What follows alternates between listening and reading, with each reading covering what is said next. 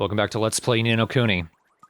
So if you're at all annoyed by our constant complaining about this game, well, joke's on you, because this next part, I have no complaints. I like the next few parts, actually. This is the part of the game where the game actually gets pretty good. I think it's because naturally people are more interested in the villains, and this really kind of delves into the villains, and I think it's back on track with some of the story elements, too. Mm-hmm. Also a level grinding area, too. Oh yeah, and you need it.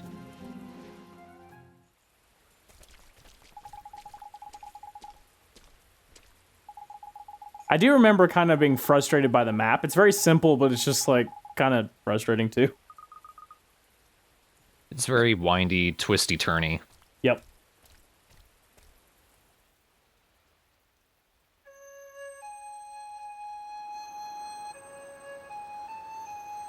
Recognize that song, ahoy? The Poke Flute? Snorlax stirs. I hear it, the call of the clarion. Oliver, But I'll do nothing about it. have I waited? Come, Back to my Taylor Swift album. I heard the music and I thought it was the enemy music from Ocarina of Time. did I not? Yes, master. I have it here in the This guy's actually creepier when he doesn't talk. There's something about him that just seems like he's about to fall apart. Miasma is no more. That kind of screams I look ridiculous, but I kind of like his design. I like his design. Just feel like he didn't need to talk. Indeed it is, master. It sounds like they just hired a Jamaican dude off the streets. Do you want to play a giant angry heart? What's that mean, man? Your wish is my command. The one Smart ass! God, I'm glad he left. savior of this world of sadness. Anyway, back to my music. Sweet dreams are made of these. Who in their mind would disagree? You better not! True power that dwells in your Point at the camera. Points to his own throne. Oh, I'm bored. Brian Prothero, you are just so cool. Can you sing that song for us, Brian? I would buy it. I would pay my 99 cents or $1.29 on iTunes. I mean, his voice doesn't sound like that, but... It's kind of like the Christopher Lee Christmas. You know, you know what you're getting, but it's still worth paying for. So here we go. One of two last stretches before we actually fight Shadar. We're pretty much in the climax of the game. This area is mostly full of enemies that are around their final metamorphosis. So they're pretty tough. And like Travis said, this is a very good grinding spot. Not just because it's good for grinding, but because you need to grind or you're going to get your ass kicked. Also, the levels of the enemies seem distinctly different than those of the rest of the world. Yeah, even after all the grinding I did in the Glittering Grotto, I still wasn't quite prepared for this area. But this is definitely a place where you want to just hang around this area nearby the Healing Stone and fight some of the enemies. Also, all of the water is poisonous, so be careful. One of the more annoying effects. This is an area where you kind of need Levitate to be on all the time. I'm still mad at myself for never using Levitate. So you never use it at any other point anyway. This is me showing why you actually don't want to go into any of these just using your normal familiars. I'll show what you actually need to do in a bit. This shows that if you just fight them straight on, you will get your ass kicked. Yeah, I started kind of noticing at this point that everyone's hitting a lot harder. But yeah, I mean, luckily that healing stone's right there, so you can just kind of... If you have the patience, I mean, if you're playing a JRPG, you have to have patience. Feel free to grind, and also it's a good point to catch any kind of final form familiars that you might not have yet, too.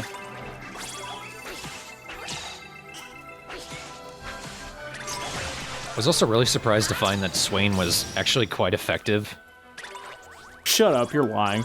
No, I'm serious. He doesn't do a lot of damage, but his sure shot attack, it's kind of like pulse, and that if it connects, it knocks the enemy back, and it does a decent bit of damage, all things considered. For a human character, that's actually kind of good, because none of the human characters have good attacks at all. Yeah. It takes him a little while to do it, but it was more useful than I expected it to be. For a second there, I thought that was a skunk. If there's only one criticism that I have from this particular dungeon, and it's not really a criticism, it's more kind of a nitpick, is that because we went through a level that was kind of graveyardy and dark and moody and things like that, it didn't seem that different. Mm-hmm. But, like, maybe if they made it more death-ish, but then that probably would have been too scary, but it's still a very cool part of the game. I always love the Halloween themes of, like, the eyes in the background of all the trees and stuff like that. It is a cool looking area, but kind of empty. I guess that's the idea, that everything's been desolated by miasma. Mm-hmm. Nito's been here, hasn't he? He owes me rent. Shadar's asthma. Oh no, it's down to Swain. How will I survive this? Swain here. Save the day. Da, da, da, da, da. I've actually recorded up to well beyond the final boss of this game, and I have yet to use the Phoenix Tear or Phoenix Breath. Yeah, you played this game better than I did. Probably because I didn't grind as much as you did. Mm-hmm. And here's me realizing now's a good time to start using Unleashed. I love the pose he does for these ones, too. So it's just like, yeah, look how much more powerful I am. And I'm going to take a bit to show all of the Unleashed powers you got. They're all awesome. They're all basically the special attacks of those bosses you fought. I didn't realize how many times people cast Death in this level.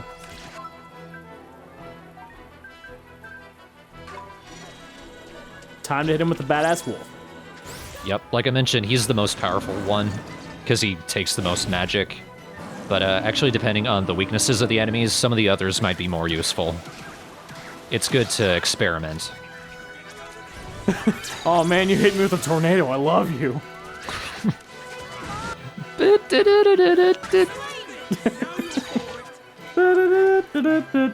Clump. Oh, thank thanks. you.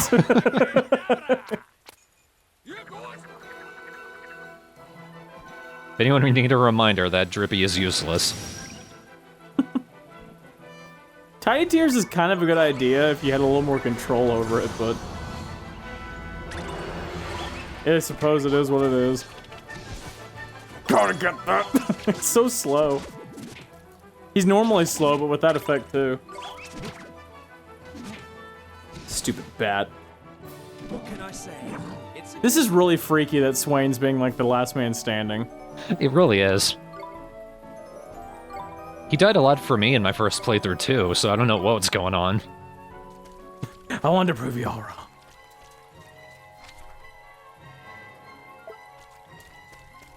Everyone underestimates a sharp-dressed man. Every girl suspicious of a sharp-dressed man. Okay, now on this album with Brian Prothero, we need to have hobos singing along with that song too. Or at least Tom Waits. Yep. Definitely wish I could afford a sharp-dressed man. So what, a male hooker? To keep me warm. Now I just expect him to sing That Don't Impress Me Much now. That won't keep me warm in the middle of the night. If you see even a puddle, use Levitate, but for the most part, the path just sort of dips down into the water. The only thing I didn't like about Levitate is that it cost 5 NP. Yeah. Well, keep in mind, in a screenshot update, I got the last merit card upgrade, which all it does is give Oliver 100 health and magic. Oh. So, Me doing anything that doesn't cost over 20 MP is like no loss at all. Well, see, yeah, I didn't do that, so when I saw that, I was like, fuck that.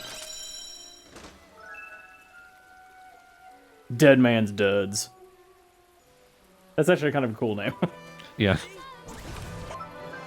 So, this recording is just me grinding a bit to get some of the characters up, at least one more level.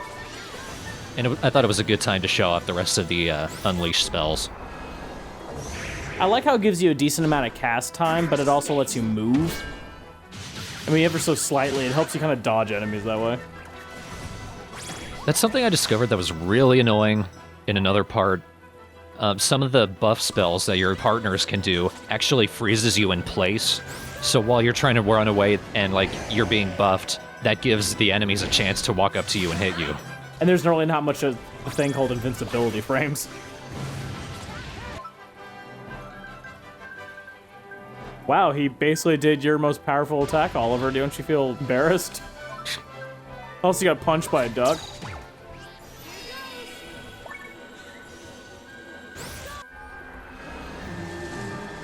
Ah, nostalgic. There's a tree slaw. Oh, poor little baby. This attack is surprisingly hard. Those little sun dudes have a pretty decent set of moves. Just thinking, which one haven't I used yet? You first got a certain super fast jellyfish.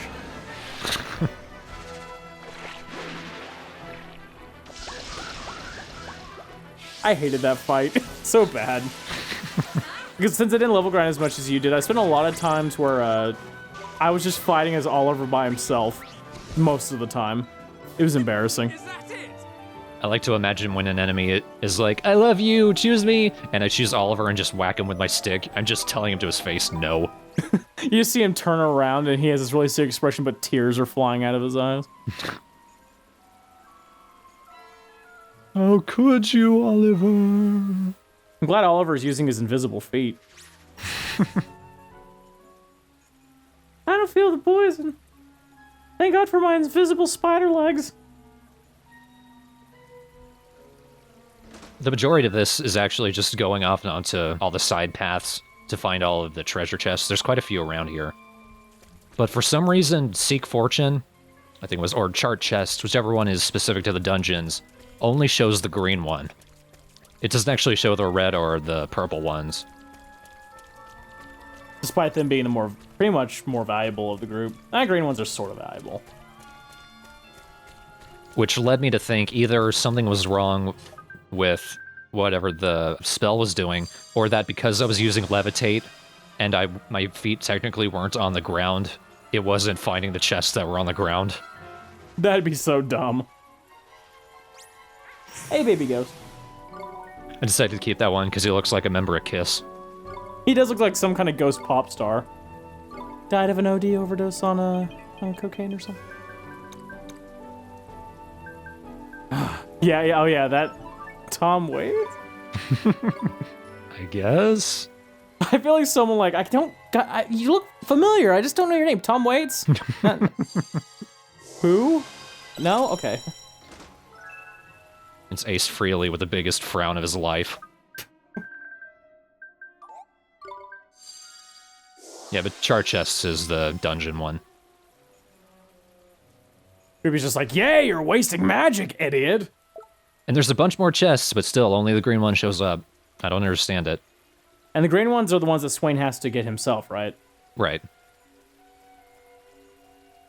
I find it kind of peculiar that we're still getting blue chests, even though because we have the fully upgraded Mornstar, we're able to open purple chests now. Yeah, assuming you can't make it this far without that level of the spell, so. Right. Oh, right in the poison, damn it. Imagine Drippy just laughing until he's on the ground crying. You got poison. Just vomits uncontrollably. He's laughing too hard. and poison. And poison. I would be more afraid of poison if it wasn't so funny. One nice thing is once you've finished a fight, whatever status ailment you had is cured. Regardless if it's poison, nix, or curse. Oop. Kind of a first of this particular thing is to be able to heal yourself via fighting. That's never how it works. Yeah. But I like it, though. Doesn't make any sense, but it's still pretty useful. It's a good idea. Also, one nice thing I discovered during this, if a text box comes up, like one that says levitation no longer works or chart chest no longer works, all of the enemies actually freeze in place. So if you time it right, you can sneak around them because of that. Also, that's kind of funny. You know, it's kind of an interesting trope of Japanese RPGs that I notice, and this goes to pretty much every single one. They discourage you from using items. Every single one. Like, you can tell the gameplay actively doesn't want you to use items. Items are simply a means to try to make the game easier for people. And of course, some of them, like Dark Souls, they give information, but even in Dark Souls, they discourage you from using items. Mm-hmm. Well, they purposefully kind of limit the items you can get. Yeah. I think the same thing kind of applies with the Ni no Kuni kind of sense, because really, you do gather a lot of stuff that you'll never use beyond maybe selling. Yeah. Also, speaking of items and chests, right now I'm going back for one that I missed. But I brought up the blue and purple chest thing because it was at this point I realized I think the reason they give you both is because specifically purple chests and blue chests have different kinds of items. Right. Mainly that purple chests have more powerful stuff. I was about to say it's probably the color notion of value. Right. Even though we're getting full complete heals from the red chests. So, I don't know. I think it's silly that the game still requires you to cast a spell to unlock the lock. It should just be like, look, you have a more powerful staff that can unlock it. So, you can just open these chests now. That was one little thing that frustrated me, but maybe because I didn't have plus 100 magic, but all these moments where it's like, oh man, I need more magic to do this stuff. Mm-hmm. I want to levitate. That's one of the things that kind of gets me about this game. There's a lot of little things that could have easily had a better idea put in its place, but they're only really annoying ideas in hindsight. Here's a rule of thumb for anyone who's listening to this. If you're critical about the little things, it's only because there's a lot of things that are good about the game too. Uh-huh. If it was a shit game, we would call it a shit game. And as much shit as I give in this game, I don't dislike it. I legit like Ni no Kuni. Even though it doesn't sound it, it's just, I really don't like the characters, I don't like how the story is paced, I don't like the acting. And that's so much of the game that it drags down everything else that's good about it. There's a lot of good things about it, though. Like this part. This part and part 24 are all good parts. The acting's not any better, but the game is good. The game gets better the closer you get to the end, I think. Because what we've wanted to do this whole time is get to Shadar, and now we're getting to Shadar. But first we have to go through this guy.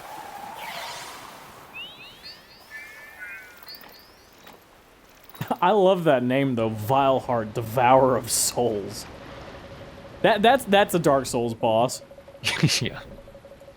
Or a Castlevania boss. Or Silent Hill boss. Or just the name of a nobleman in a horror mystery that you're inclined not to trust. If his name is Vile Heart, I mean, how could anyone trust him? I'm Vile Heart. Seems like a nice guy. This looks like hard. Got a tree growing out of him. I kind of liked his personality for this because he seemed like a pure evil character. Uh-huh. And his name's Vile Heart.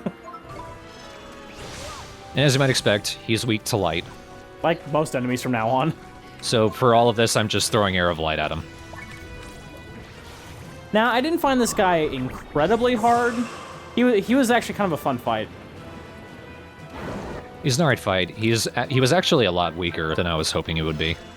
But that might have to do with all the grinding I've done. And it also might do with the fact that you actually fight this guy more than once. Yeah. Not all at the same time, though. Yeah. His main thing is he poisons you and sits on you. That's it.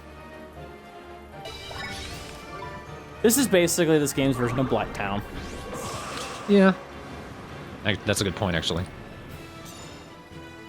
Alright, so here's where I kind of realized the reason that Esther pulls out Go-Go whenever she goes to defense is because he doesn't use defend, he uses evade, which, if you recall from earlier, is incredibly short.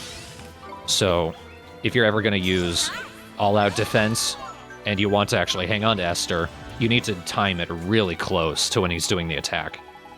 That's kind of a trick you learn in the game anyway, just because the time between attacks is also the time evaluated on your defense time as well, which is a frustrating point if you're not used to it. Right. Because there's plenty of points where you're blocking, and then the animation for the attack takes too long, and you get hit anyway. So a big part of this game is learning when to actually start to defend, like right before the attack goes off. And here I learned the use of Draw Poison, which I haven't used at all up until this point. But there's a surprising number of enemies and bosses that poison me from here on out. Poison didn't really have that big effect at all for this point. That's not the one I wanted to use.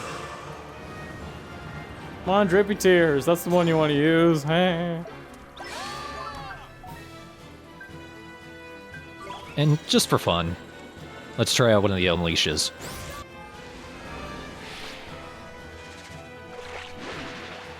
Note, he's only weak to light, so don't expect this to go great. Most people use electricity to revive hearts a lot, thanks. You made him more powerful. That would actually be kind of funny. He turns red, he's like, yes! Then he explodes. He tripped. Oh, Compretero got the thing. Why the hell did I name him that? I don't remember. One of more insane moments. Did a good bit of damage, too. I know why I know what Compretero is a reference to. It's Gangu's racist Bomberman Jetter's voice. Alright. And because he looks like a Totoro. But still, I don't know why I did that. And I didn't need to do that. It's funny when he's been these big attacks, then someone just kind of bops him and he's dead. That happens a lot, actually. What can I say? It's a gift. Why can I... Those swings just like, who said that? As he turns around.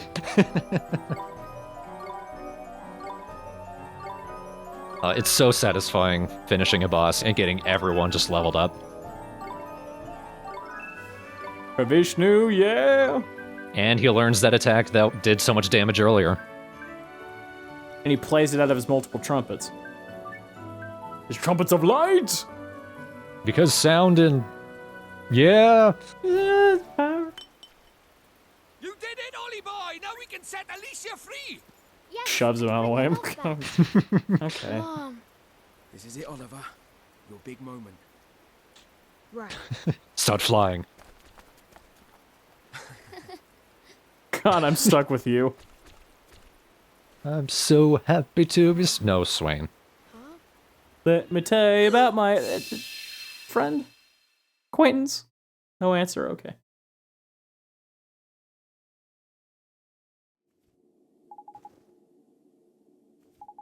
It's warm. And comfy. Am I in my womb? Mom? I like how the mission is, what is this place? So y'all ready for the big twist? Oliver can jump. Stop scuffing my floor! Even the door is like, enter me if you dare. And then the creepy ass torches that are big evil hands.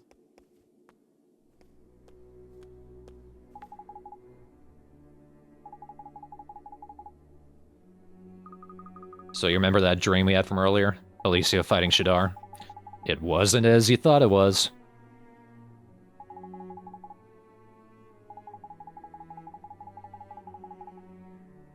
I like how the literal translation for Ni no Kuni is another world. Is it really? Yeah. Not another world, another world. Or no, the another world. Which is kind of silly, but there you go. This bit of information, I think, creates a huge plot hole later in the game, but we'll discuss it later.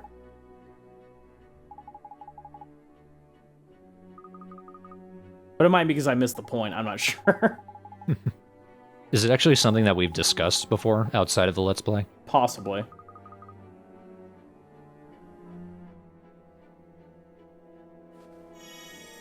Surely not. You know you will never return. Not to this time. I am well aware of that. I am ready. Damn you! Today, tomorrow, yesterday. He said a bad word. Or as I used to do as a kid when I heard people say bad words. I thought all the kids did that until someone pointed out that was stupid. And I'm like, shut up.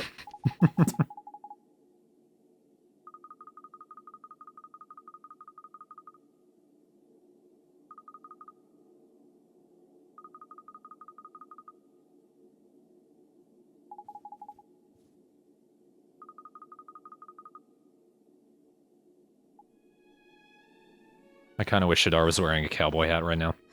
I'm from And breaking women's heart all over the somewhere world. far away. I'm going to take care of you, sweetie. Walks with a smile over to the lake. I know you will. Be good now. For me. Just imagine Oliver skipping around the room, just not paying attention. Oliver. Just standing there. What?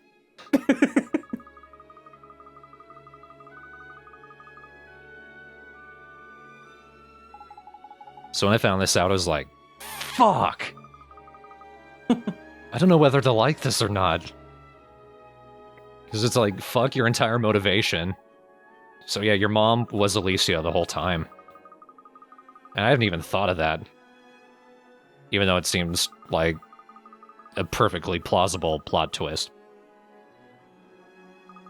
I guess what bothered me, I like it. I like it too because it was kind of twisted. Like, oh, finally we're bringing back Oliver's motivations, but they just discussed that soulmates, that you have to have a soulmate or someone's reincarnated to become your soulmate, otherwise you can't exist.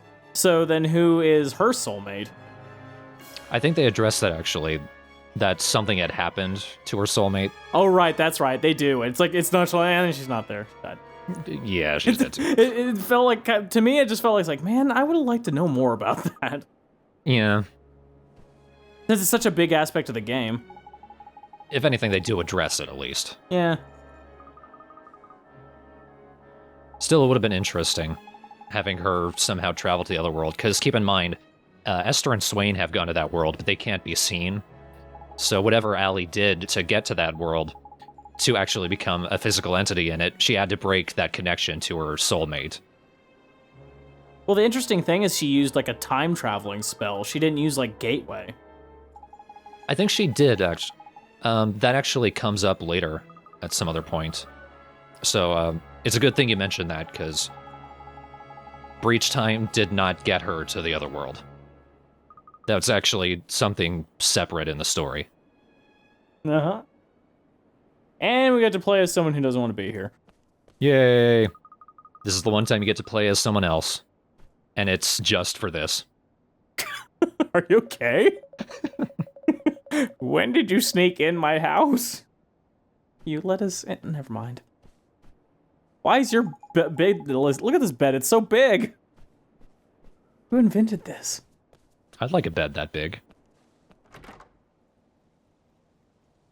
Mostly because mine's too small for me. But then I've had it since elementary school. So we learned the horrible truth that Oliver's been hunting for his mother, and his mother died in his world. They're gonna have to do something to get his motivation back. Will it be worth it?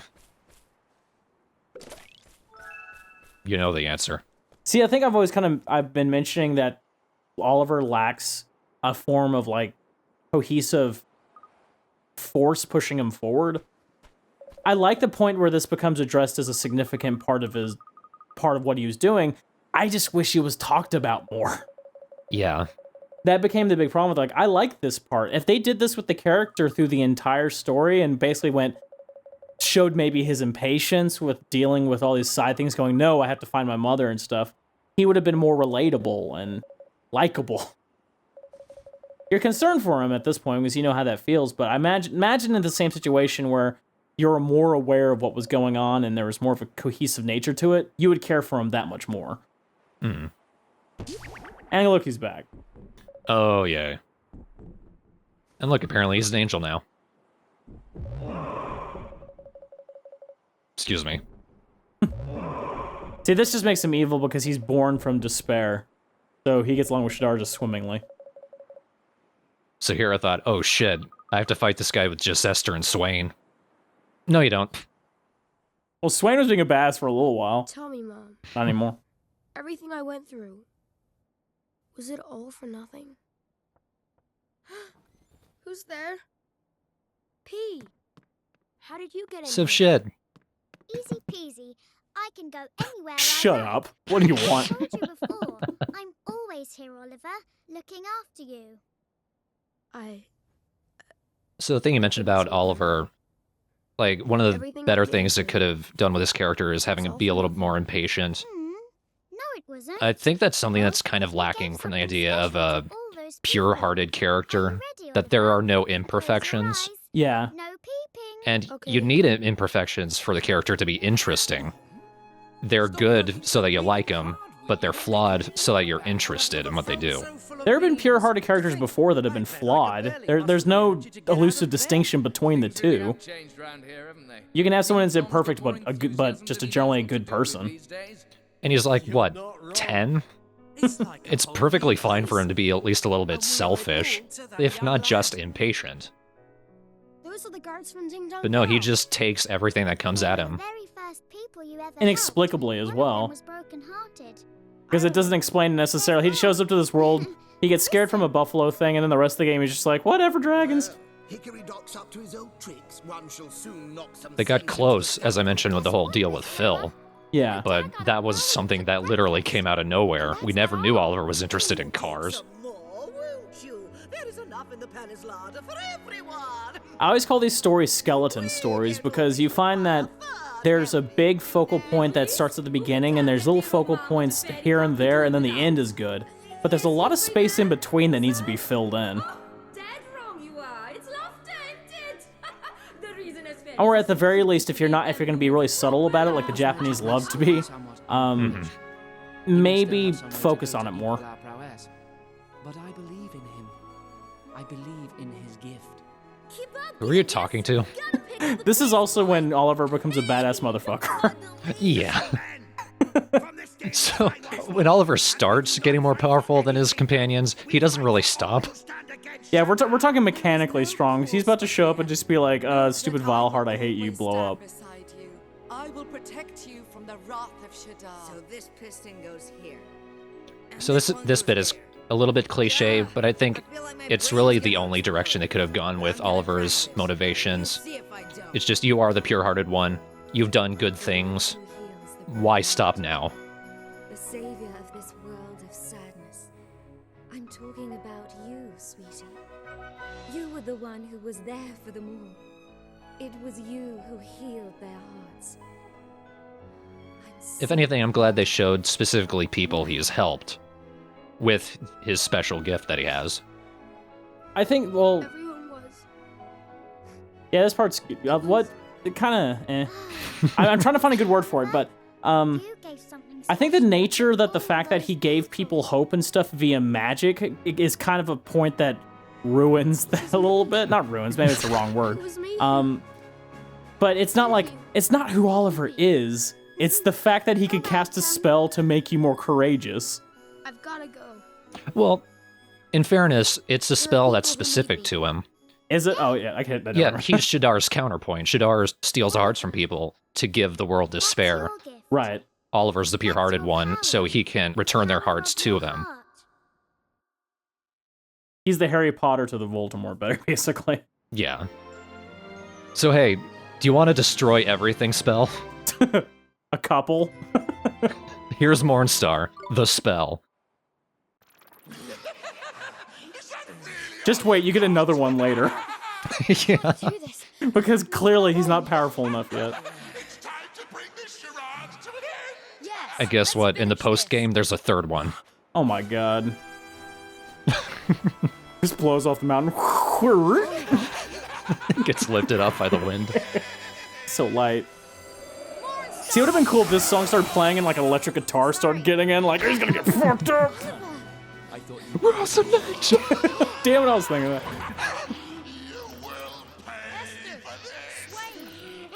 So he wasn't hard the first time. This is just pathetic the next time. But in a very satisfying way. Oh, yeah. Guys, just... You don't even need to actually send out your familiars. Just watch this. Look at how much of his health goes. That was a fifth, maybe? Oliver basically becomes way more powerful than his familiars at this point.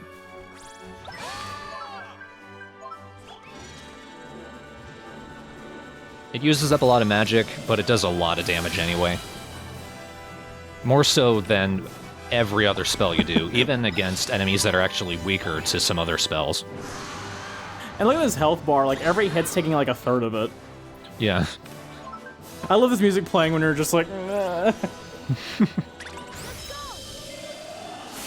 do like that they basically chose the Oliver the Hero theme. And it's the same song they play when you're flying on the back of the dragon. Yeah.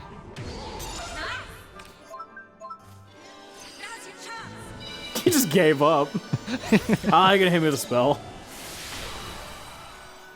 He stole a heart drop, man. He's stealing some pretty good stuff. I think he is. I guess that's what it means when you keep him alive. Not that you bothered. You know what? He died during this fight. I'm like, really? I was getting so frustrated with Swain. Oh, Swain, you're fun. Sort of in spite of yourself.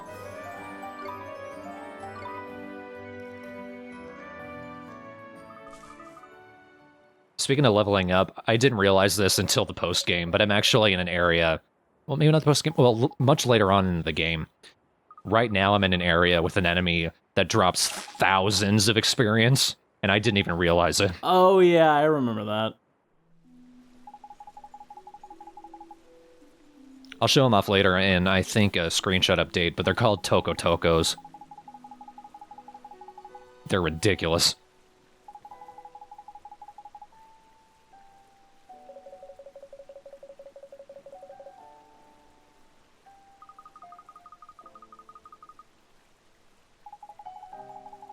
And there's Douchewin just sitting in the back.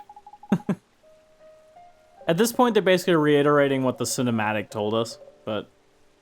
Well, go figure. What? You already know something? What did that mean? Mornstar. See, Oliver, you got a really stupid, powerful spell, and you're about to get a bunch more. Let's kill it! Including Broom Broom 2. Yay, I could kill everything. We'll see. I like that lackadaisical celebration. Anyone want to put their hands up? Raising the roof. Seriously, it was falling down. Why'd they leave a kid to fix this?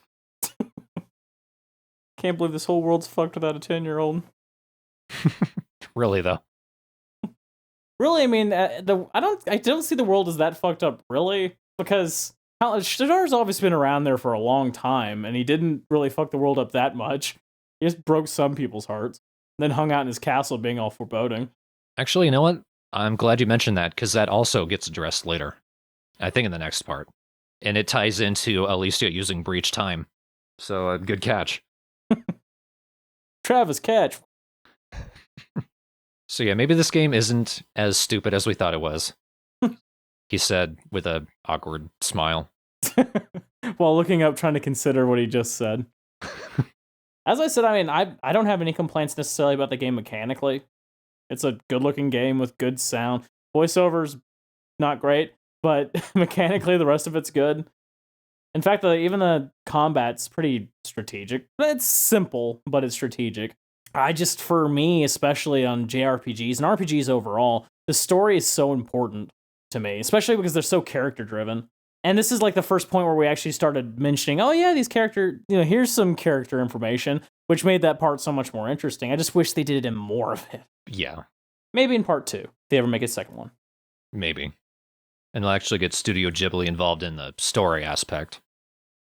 But apparently, maybe they get Hayao Miyazaki involved because we know he hates anime, so might as well make a video game instead. There's two things that Hayao Miyazaki hates: anime and his son. Oh, poor guy. He's got old man syndrome, so he thinks his son's a loser, and it's hilarious. His son was the one who directed the Tales from Earthsea, didn't he? I think so. Probably trying to impress his dad. He was probably taking a nap at the time. And you know what? If the son wrote the Ni no Kuni character bios, then maybe it really is a reason to be pissed. How dare you? That's it. You thought I was going to retire? No. I moved to the other thing everyone hates. I remember how heartbroken, like, some of the people I knew that were super into anime were when there was an article released where he's like, he hates what anime is. And then everyone else was like, he has a point. Well, he's not wrong. It's just, I think it's so self-reflective and honest. People are just like, You mean that tsundere archetype isn't likable? You mean there's people that are not like that? It's like the most unrelated. That's always bothered me about anime anyway, is that it has some like the most unrelatable personality types. Maybe in Japan people are like that, I don't know. But it still leads to hilarious moments when you take people that are not in the slightest bit Japanese and then add things like their tsundere or senpai and things like that. Wolf Coon. Yep. Tom Waits senpai. Pizza Senpai. Yep. Since I know you all aren't watching Tomodachi Life. Do it. Even though I've been mentioning it in every video we've done this last week. But at least on the next part, we actually have probably my favorite part of the game. Oh, definitely. By a considerable margin. We finally fight Shadar, and it is satisfying. And there's character development. Thank you, little baby scorpion. Drinking lemonade. Jumps on Sadar's face. Disappears because there's nothing there. Just disappears into the void. You're crunching. But you still hear Shadar go, "Aww." It even tasted cute. It still spits out its like corpse. I guess not so much anymore. The exoskeleton just kind of deflates. Did that all with my tongue. Ladies. Be like the cherry tying stem. Right, that's what I was thinking. Imagine like all this girl doing things like, oh yeah.